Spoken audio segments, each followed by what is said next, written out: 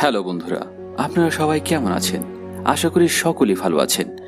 আজকে এক্সপ্লেন করতে চলছি দুলকার সালমানের সদ্য মুক্তিপ্রাপ্ত নতুন সিনেমা স্যালুট। তাই আর দেরি করব না, চলুন শুরু করা যাক। কিন্তু তার আগে আপনারা যারা এখনো সিনেমা ফ্যান্টাসি ইউটিউব চ্যানেলটিকে সাবস্ক্রাইব করেননি তারা এখনই সাবস্ক্রাইব করে ফেলুন। তাহলে শুরু করছি পুরোটাই থ্রিলে পরিপূর্ণ নতুন সিনেমা স্যালুট।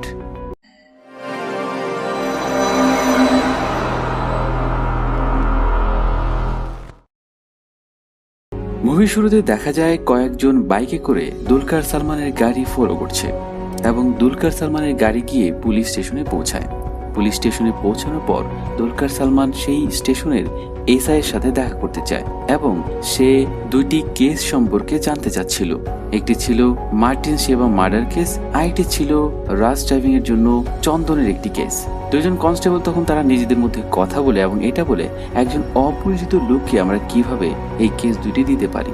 তখন তারা ইত্যাদি ইত্যাদি বলতে বলতে সময় নষ্ট করতে থাকে এবং তারা বলে অনেকক্ষণ খুঁজলাম, খুঁজে পাচ্ছি না। তখন দুলকার সালমান বলে আমি নিজেই খুঁজে বের করছি, কারণ এই জায়গার সকল আলমারি মোটামুটি আমার চেনা। ঠিক কিছুক্ষণ পরে এসআই চলে আসে এবং এসআই এসে দুলকার সালমানকে স্যালুট করে। তখন দুলকার সালমান বলে আমি তো এখন আর চাকরিতে বলবৎ নই, তুমি আমাকে কেন স্যালুট করছো? তখন সে জানায় এটা পুলিশের স্যালুটটা। তারপর আমাদেরকে ফ্ল্যাশব্যাক দেখানো হয় এবং এই ফ্ল্যাশব্যাকে দেখানো হয় বাইকে করে দুলকার সালমান কোনো একটা কেসের ইনভেস্টিগেশন করছে।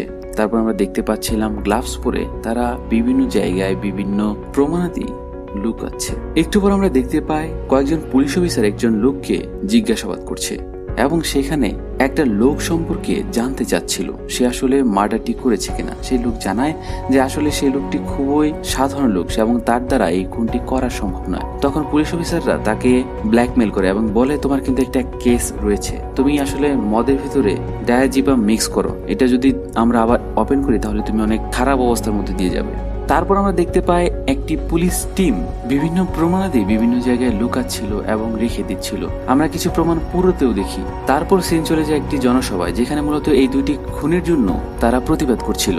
এরপর সিন চলে যায় একটি থানায় এবং সেই থানার ডিওয়াইএসপি কে হামলা করেছে আন্দোলনরত সন্ত্রাসীরা। তখন সেখানে দুলকার সালমান চলে আসে এবং দুলকার সালমান এসে যখন দেখে সেই থানার ডিওয়াইএসপি কে কেউ একজন হামলা করেছে, তখন তারা বাইরে এসে সেই হামলাকারীদেরকে পেটায় দুলকার সালমান। এরপর সিন চলে যায় দুলকার সালমানের বাড়িতে। সেখানে মূলত দুলকার সালমানের ভাতিজির আজকে জন্মদিন ছিল। সেখানে সকল গেস্টরা মিলে কথা বলছিল।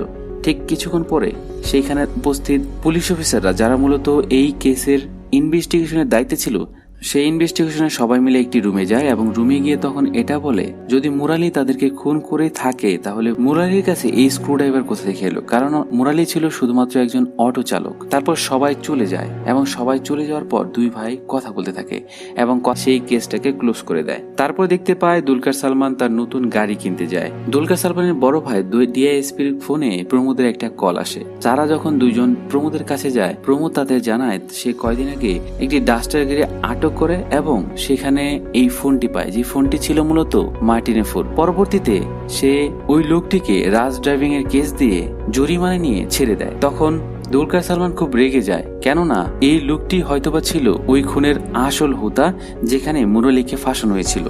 তারা মূলত তাকে ধরে রাখেনি এই কারণেই যদি এখানে মুরালি নিরপরাধ হয়, মুরালিকে ভুল ইনভেস্টিগেশনে দায়ী করার জন্য এই ইনভেস্টিগেশনের সকল পুলিশ অফিসারকেই জবাবদিহির মুখে পড়তে হবে এবং যার ফলে তাদের চাকরিও চলে যেতে পারে। তখন দুলকার সালমান খুব রেগে গিয়ে বলে শুধুমাত্র পলিটিক্যাল চাপের কারণে যে কাউকে আপনারা এইভাবে অপরাধী করতে পারেন না। ঠিক এই সময় ডিওএসপি তার বড় ভাই তার হাতে থাকা ফোনটি ভেঙে খুব রাগান্বিত কণ্ঠে বলে যা তুই প্রমাণ আন। তখন দুলকার সালমান প্রমাণ আনতে লেগে পড়ে যায়।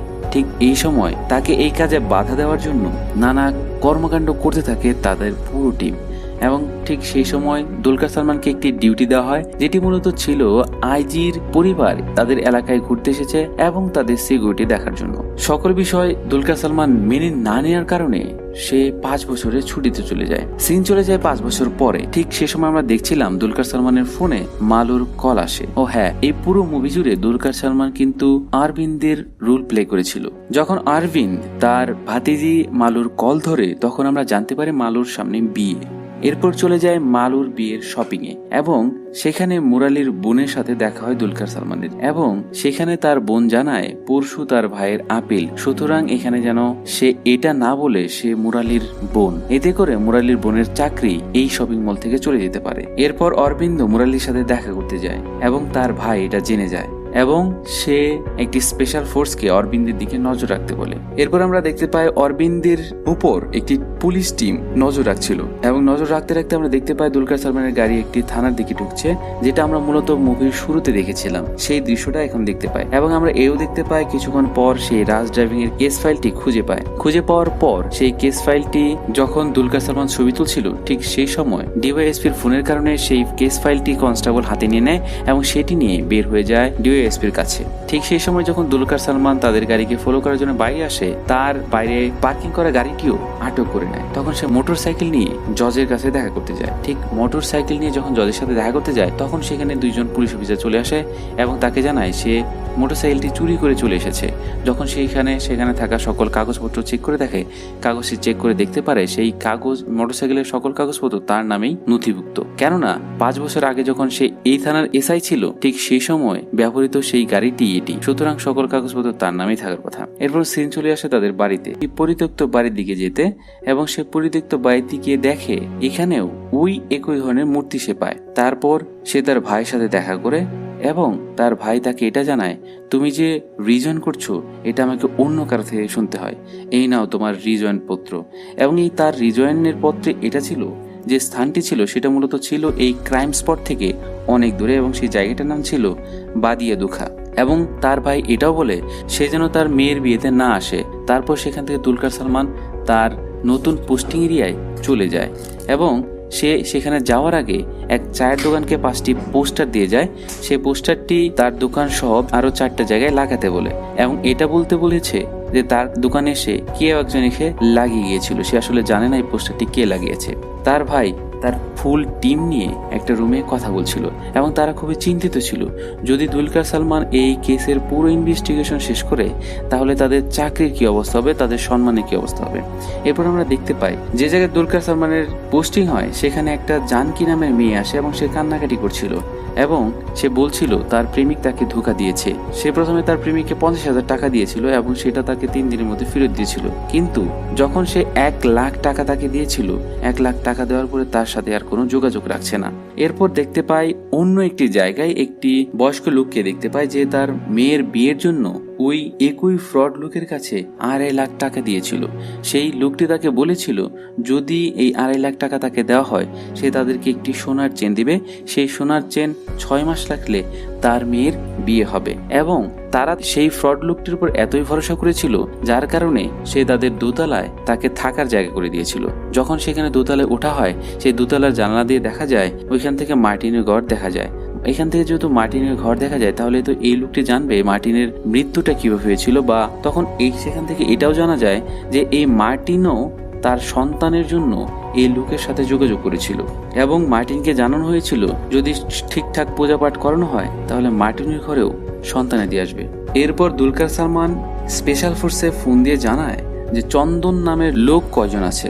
তখন সেখান থেকে জানানো হয় 5 জন চন্দন নামের লোক আছে। তখন তাদেরকে বলে আরো কোনো ইনফরমেশন দিতে পারবে কিনা যেটার কারণে স্পেসিফিকলি চন্দন নামের লোকটাকে ধরতে পারবে।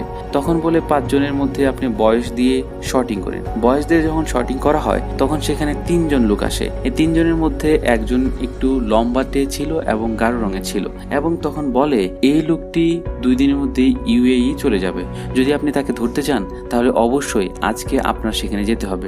তখন সে ছুটির জন্য যায় এবং ছুটির জন্য গেলে দুলকার সালমানের ছুটির নাম মঞ্জুর করা হয়। এবং এদিকে এটাও জানানো হয় তুমি যে কয়দিন আগে একটি মেয়ের কেসের কারণে সেই মেয়েকে অপমানিত করেছিলে, সেই মেয়ে তোমাকে আজকে কোর্টে ডেকেছে এবং তুমি এখানে তোমার টিম নিয়ে তোমার এই খারাপ আচরণের কারণ দর্শাবে। তখন সেখানে মূলত এই লোকটি হয়তোবা পুরো কাহিনীর পেছনে রয়েছে, যেখানে মার্টিনের বাচ্চা দরকার ছিল, মুজিবের বাঁচার জন্য একটি রাস্তা দরকার ছিল এবং জানকির একজন সাথী দরকার ছিল এবং রনির চাকরি দরকার ছিল। এই সকল ফ্রড করে সে মূলত এই টাকাগুলো কামাচ্ছিল পরিপূর্ণ। তা অবশ্যই আপনারা এই মুভিটি দেখতে ভুলবেন না। তাই আজ আমি যাচ্ছি, দেখা হচ্ছে পরবর্তী ভিডিওতে। সে পর্যন্ত ভালো থাকুন, সুস্থ থাকুন এবং দেখতে থাকুন সিনেমার ফ্যান্টাসি।